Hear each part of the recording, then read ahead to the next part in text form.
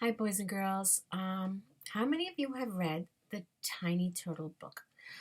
Um, I actually um, downloaded a video for you. So if you want, you can head over and look at that video. And we're going to create our own turtle today. And I already kind of started.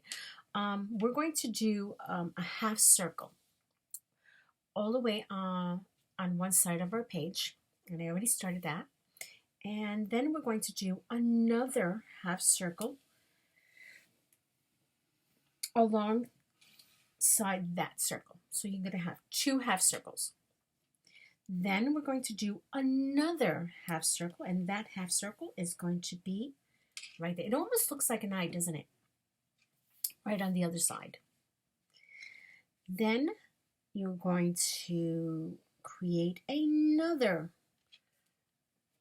almost like an oval on one side. That's going to be our turtle's head.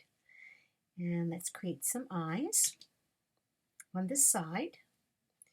And I thought we can create kind of like a little lip right here. That's just to tell everyone that that's the turtle's little beak.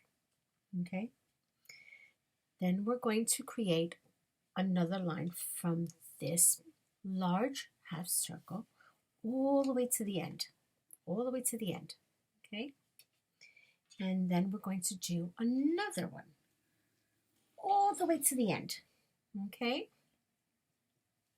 This is one side of the turtle's flipper. So we're going to swoop, swoop, swoop, and swoop 2 more times. And that's about it. We're going to create some spaces for you to color. And you can color these spaces in here any color you want, any pattern you want. Or you can use the same colors as the tiny turtle in the book.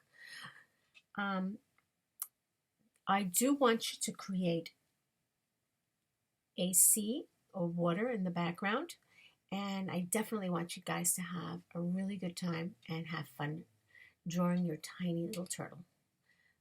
Bye.